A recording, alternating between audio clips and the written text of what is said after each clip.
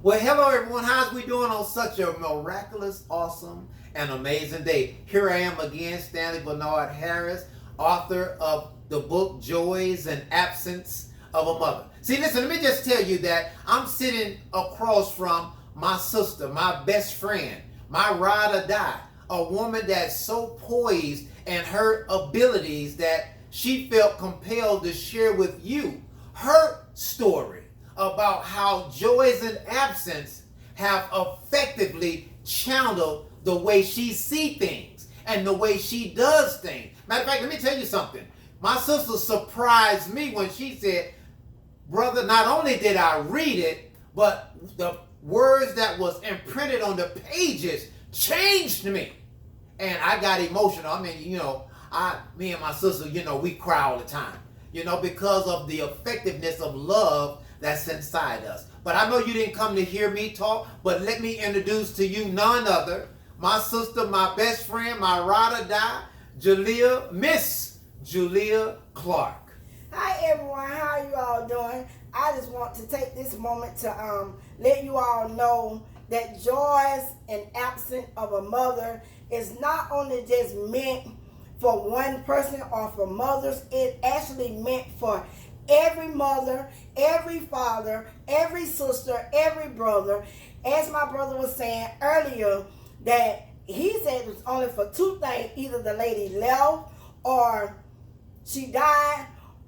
I put my perspective on it, either or if she was incarcerated. So those are my three things. But before I get into all that, let me tell y'all how when I first started reading Joys and Absence of a Mother, when I read chapter 1, I promise you, it gravitated my attention so I wanted to know more about this book. So with me saying that is, it changed me. It changed my aspect on the way how I look at my mother, because at the end of the day, I never got a chance, still haven't got a chance to ask my mother what was her 9 months like when she was carrying me. But I can tell you the 9 months that I carried my babies, my boy and my girl, I tell you, it was the most momentum experience in my life.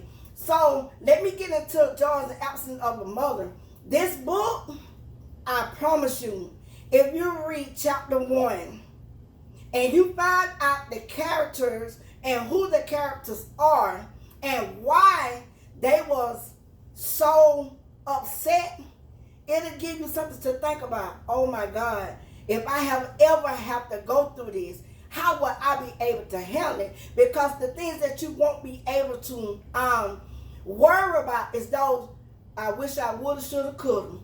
Because if you read the book, it prepares you for your everyday life and your afterlife of any family member. It helps you deal with the consequences of what life is all about.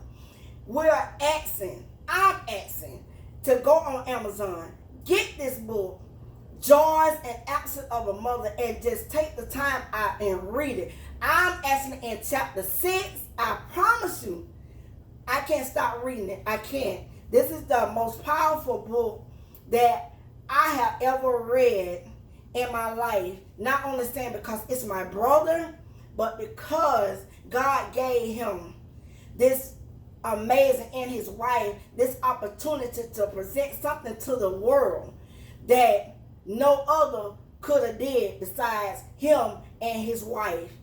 So with that being said, I turn back over to my awesome, amazing, flawless brother, Stanley Harris. Well, thank you ever so kindly, my beautiful, awesome, and amazing sister, and your analogy of the book and how you have received it and how you've incorporated the words that's on the pages and how it has been brought about a transitional change in my sister. But while I'm interviewing my sister and we are both speaking to you all, I'm going to ask my sister one question that you all may want to ask. Let me ask you this. Before you read the book and after you read the book, what changes have you started implementing in your life after reading or while reading Joys and Absence of a mother. What I start, the change that I experienced after I read this book is my mother. That's the number one. That's my monarch. And without her, we wouldn't be here. And looking and reading this book, it changed my mindset on things how I used to look at it. But when you read this book, it'll give you a whole totally different outlook. And let me give you a dialogue of what I'm talking about. Is that I think about every day, if my mother leave me, how would I react? How would I accept that?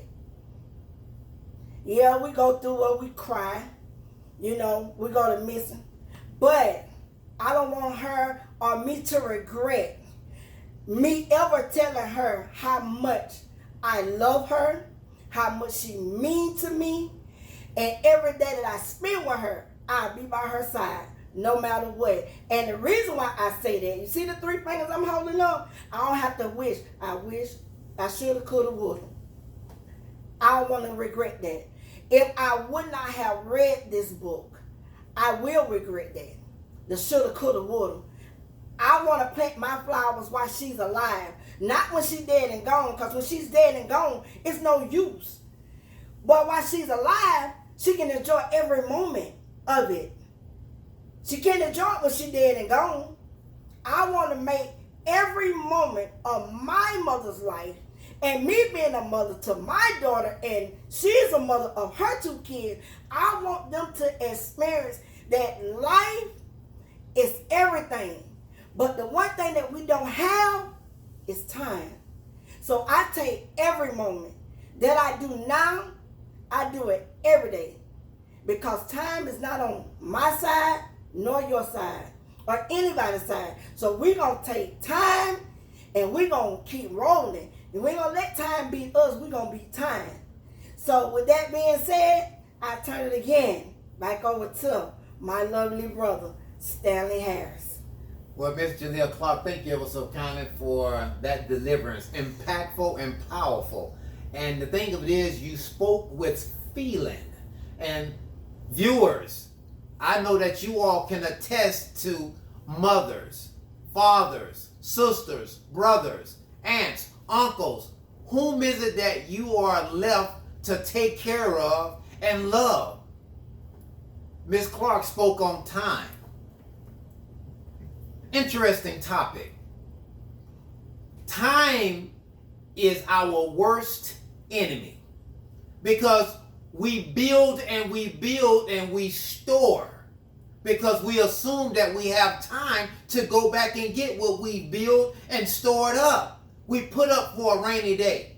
How many times have you said, Miss Clark, out to one of your girlfriends, oh, Susan, we can go out next week. Or, matter of fact, this time next month, let's get together. And guess what? Next week or next month did not come. So we have to stop shelving what we have in our hearts today and exercise it right in the moment. Because here today, gone today. There's no such thing as here today, gone tomorrow. No, here today, gone today. So let's stop procrastinating on time. Stop assuming that time is your best friend, when in essence, time is your enemy, waiting, lurking in the corners or in the shadows to snatch your life away from you. And who is it that's left to suffer? Those that you left behind. Listen, it's definitely been a plausible pleasure, as it was mentioned. Again, Joys and Absence of a Mother. How can you order this book? Call 702-787-4946, which is my wife, and you place the order through her, and with that, you get an autographed signed copy by the authors, something that you can cherish. As you just heard from Miss Clark, it transformed her way of how she see her own mother. And by her being a mother, it transformed how she delivered with her children. And her daughter has children. So now they all together working as a unit to bring about the ultimate of change. What's your change? It's definitely been a pleasure. Thank you again, Ms. Clark, for this beautiful opportunity. Thank you for sharing with the masses that took the opportunity to view this audio, this video. It's definitely been a blessing. Until next time, let's talk. Time is not our best friend. Joy is an absence of a mother. What have you fulfilled? What is it you're still hoping to fulfill if you have not? Until next time, God bless.